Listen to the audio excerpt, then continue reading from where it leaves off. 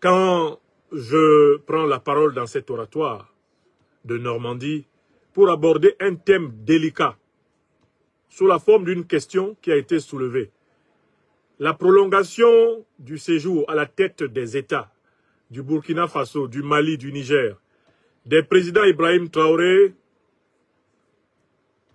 Assimi Goïta ou Abdourahmane Tiani, est-elle une atteinte à la souveraineté des peuples de ces pays frères du Sahel?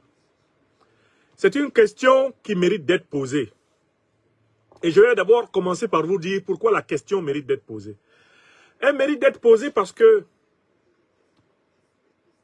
dans l'opinion, il y a une espèce de confusion que la presse néocolonialiste française et occidentale veut entretenir entre les dictatures dirigées par les valets de l'impérialisme occidental, du néocolonialisme français et de l'impérialisme moyen-oriental, et d'autre part, les régimes populaires, révolutionnaires et progressistes, attachés à poursuivre et concrétiser l'œuvre de l'émancipation de l'homme africain. La presse néocolonialiste française et impérialiste occidentale veut assimiler le leadership révolutionnaire populaire africain, le leadership progressiste africain, avec les pires dictatures du continent qui, précisément, ont été imposées aux peuples africains avec la complicité des grandes puissances négrières, coloniales, impérialistes et néocoloniales, occidentales et moyen-orientales. Donc, la question que je soumets ce soir à votre intelligence est une question extrêmement importante et difficile. Parce que nous sommes dans un temps où la confusion règne dans plusieurs esprits.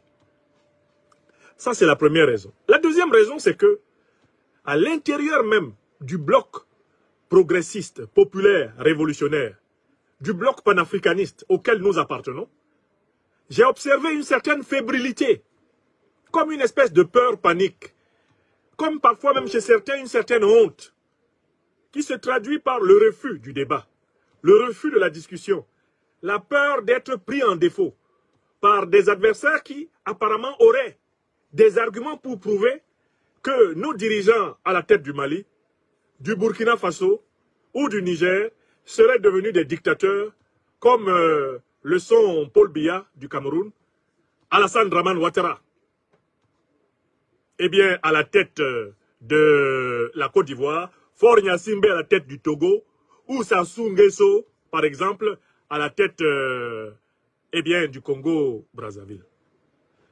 Donc, ça c'est la deuxième raison. J'ai senti un malaise. Ce malaise se traduit par le fait que certains d'entre nous refusent d'argumenter, refusent de discuter. De peur d'être pris en défaut par les défenseurs de la soi-disant démocratie d'inspiration occidentale, des soi-disant droits de l'homme d'inspiration occidentale, des soi-disant injonctions eh bien, du Nord à ce qu'on appelle le Sud global en matière d'organisation de l'ordre politique. Donc, j'interviens sur cette question ce soir pour redonner force et vigueur à l'intelligentsia, aux militants et aux activistes de la révolution populaire progressiste panafricaine, afin qu'ils n'aient pas peur du débat et qu'ils montent à l'assaut sur tous les plateaux nécessaires pour démontrer la légitimité, la légalité de la procédure par laquelle nos dirigeants au Burkina Faso, au Mali ou au Niger sont eh bien prolongés par la volonté de leur peuple. J'appelle les Africaines et les Africains engagés dans la révolution panafricaine à ne pas fuir le débat. Ce qui a fait notre force dans la séquence qui va globalement de 2020 jusqu'à maintenant, c'est que nous avons gagné la bataille des idées.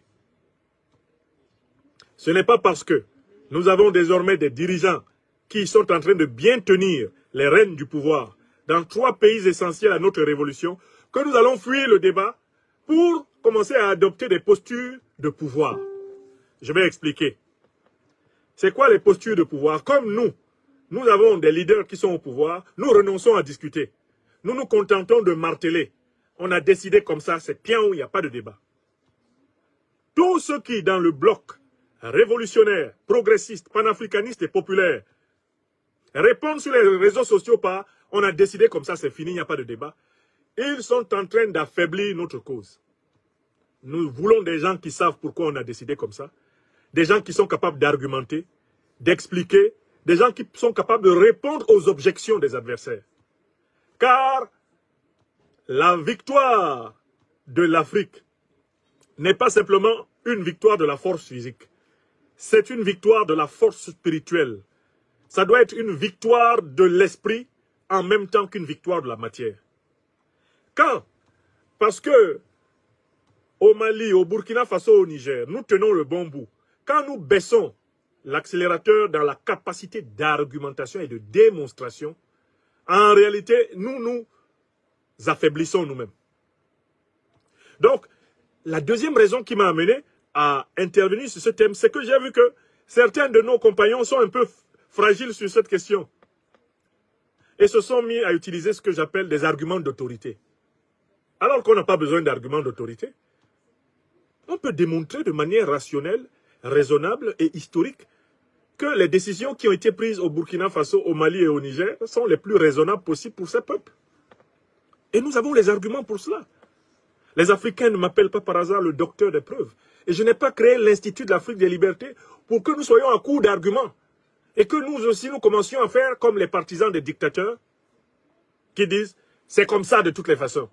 Ça a toujours été comme ça, ça ne sera pas autrement. » Non, nous, on ne dit pas comme ça. Nous, on est capable de dire 24 heures sur 24, pourquoi c'est comme ça, pourquoi ça doit être comme ça. Et de démontrer que la manière dont cela était avant n'est pas bonne. Ce que c'est maintenant, c'est mieux que ce que c'était avant. Et nous avons les preuves. Il y a une troisième raison pour laquelle j'aborde cette question.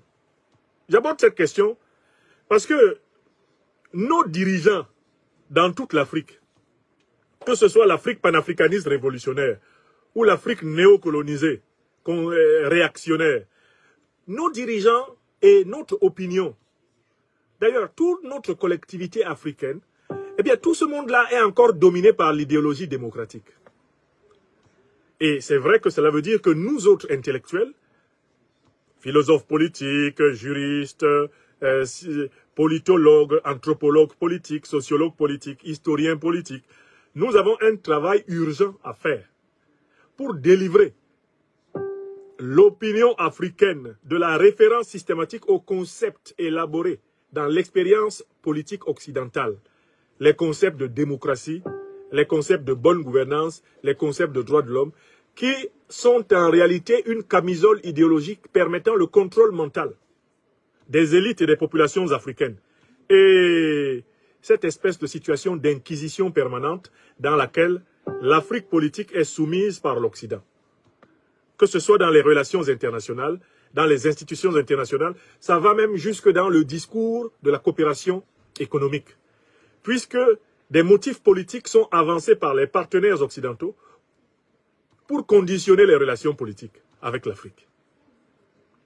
Donc voilà les raisons pour lesquelles j'ai pensé qu'il fallait que ce soir, je m'adonne à un exercice que vous aimez, pensez à haute voix devant vous et produire des arguments.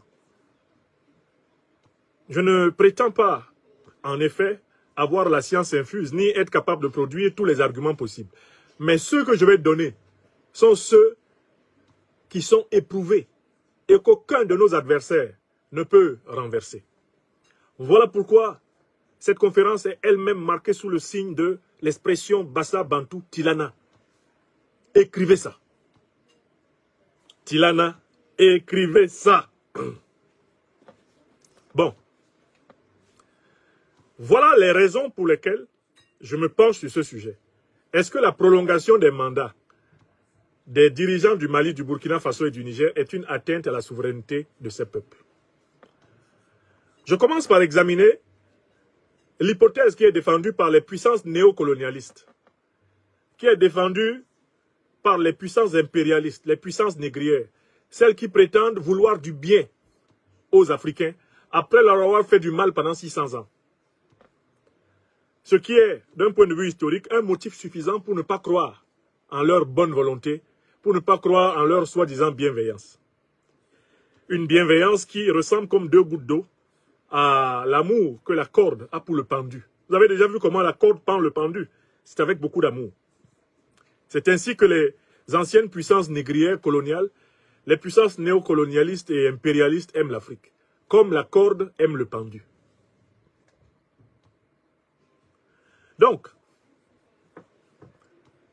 nous allons commencer l'analyse en tenant compte de leurs arguments. Les arguments des néocolonialistes, des impérialistes et de leurs valets locaux en Afrique sont que le fait que le président Goïta, le président Tchani et le président Ibrahim Traoré voient leur mandat prolongé par les assises populaires de leurs pays respectifs, que ça c'est une violation de la démocratie. Ainsi, selon la propagande néocolonialiste, impérialiste, occidentale, il faudrait que dans tous les pays du monde, les dirigeants soient librement choisis par la population dans le cadre d'un processus électoral de one man, one vote. Donc je vais prendre leur argument et montrer que l'argument est faux.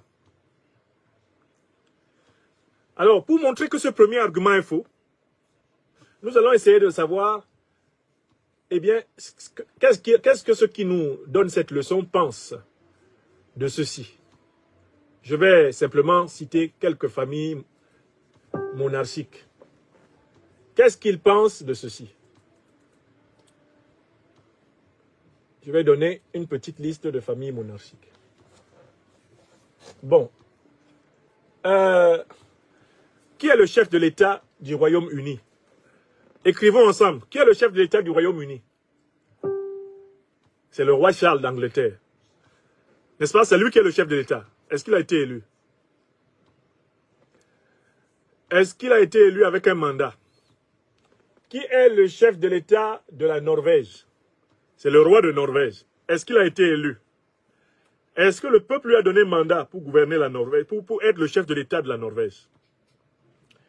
Qui est le chef de l'État de la Suède? C'est un roi ou une reine à chaque fois. Est-ce que ce roi, cette reine ont été élus? Est-ce que le peuple suédois leur a donné mandat? Qui est le chef de l'État du Danemark? C'est un roi ou tantôt une reine. Ont-ils été élus? Ce sont des pays de l'Union européenne. Hein? Qui est le chef de l'État des Pays-Bas? C'est un roi ou une reine. A-t-il été élu? Qui est le chef de l'État de la Belgique? C'est un roi. Est-ce qu'il a été élu? Qui est le chef de l'État du Luxembourg? C'est un duc. Est-ce qu'il a été élu? Qui est le chef de l'État de la principauté de Monaco? C'est un prince, c'est un roi. Est-ce qu'il a été élu? Qui est le chef de l'État du Liechtenstein? C'est un prince, c'est un roi. Est-ce qu'il a été élu? Qui est le chef de l'État de l'Espagne? C'est un roi. Est-ce qu'il a été élu? Voilà quelques exemples de pays européens à la tête desquels il y a des individus qui n'ont jamais été élus. Ils sont là en vertu du droit du sang. Donc si la presse néocolonialiste française et impérialiste occidentale veut donner des leçons en matière de choix des dirigeants aux peuples africains, il faudrait d'abord qu'elle se penche sur les 12 monarchies dont l'Europe ne s'est pas débarrassée.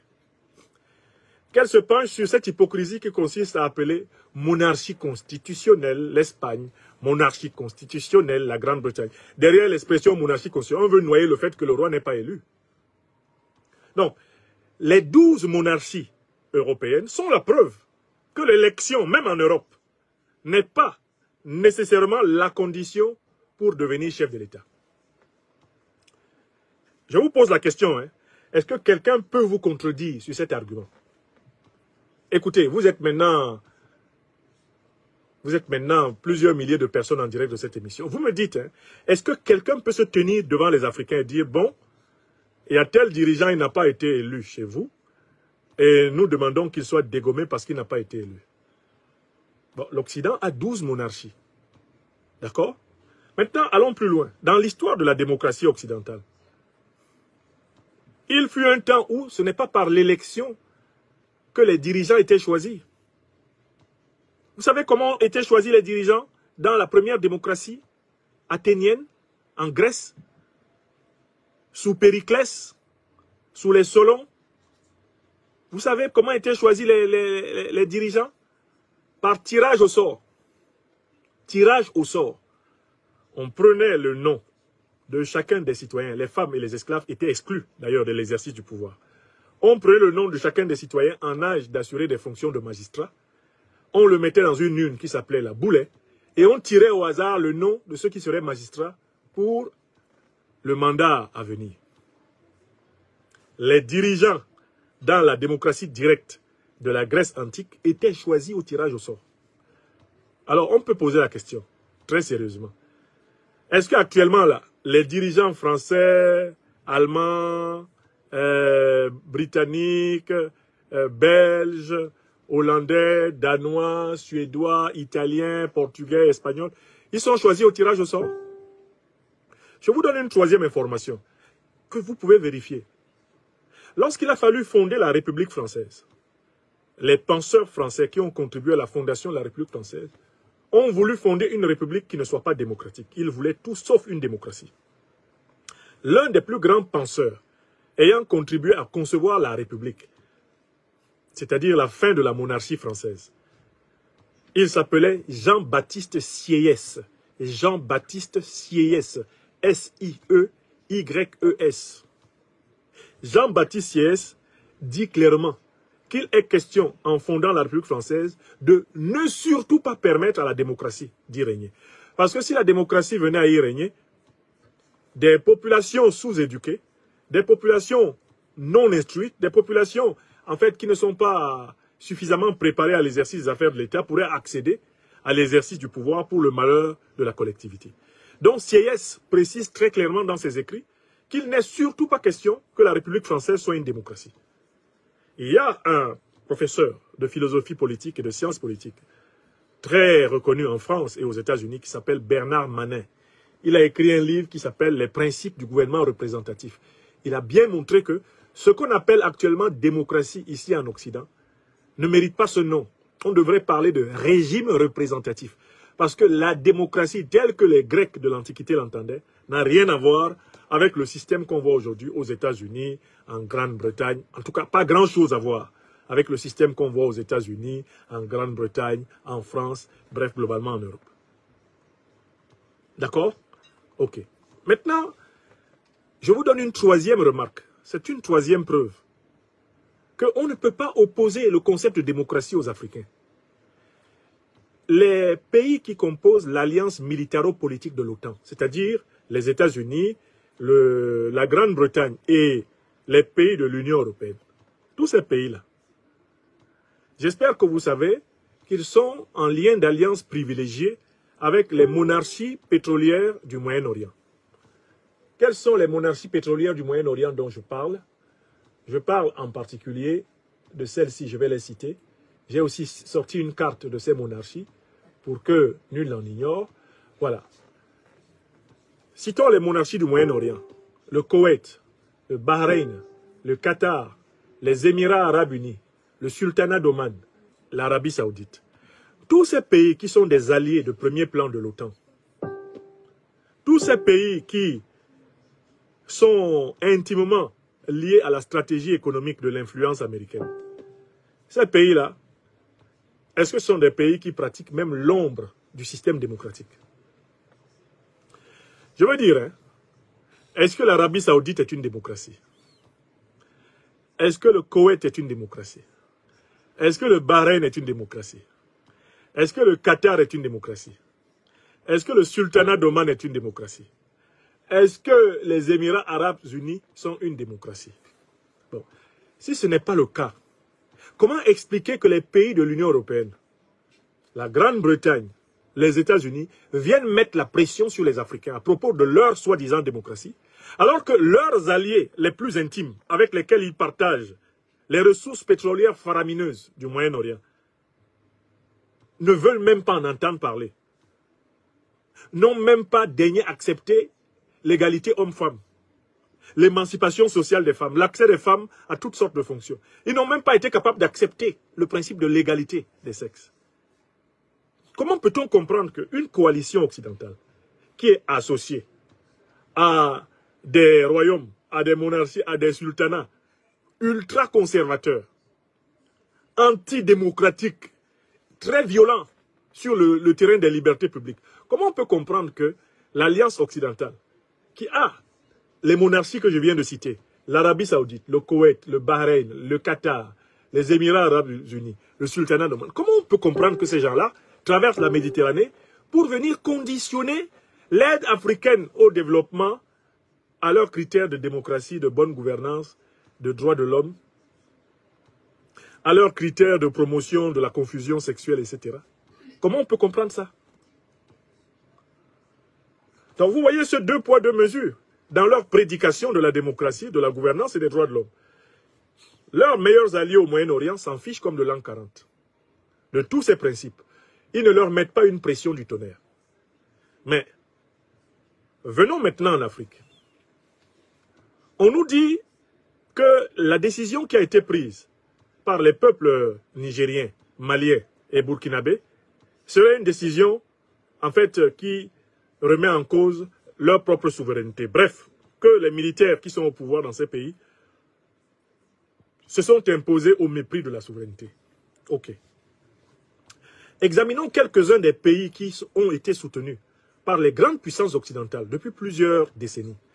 Des pays dont les dirigeants ont été soutenus dans les pires crimes contre l'humanité, les pires crimes de guerre, dont les dirigeants ont été soutenus dans les coups d'État, dont les dirigeants ont été soutenus dans le viol constitutionnel, la fraude électorale, dont les dirigeants ont été soutenus dans la maltraitance des oppositions, la traque des oppositions, les oppositions vouées au cimetière, à la prison et à l'exil.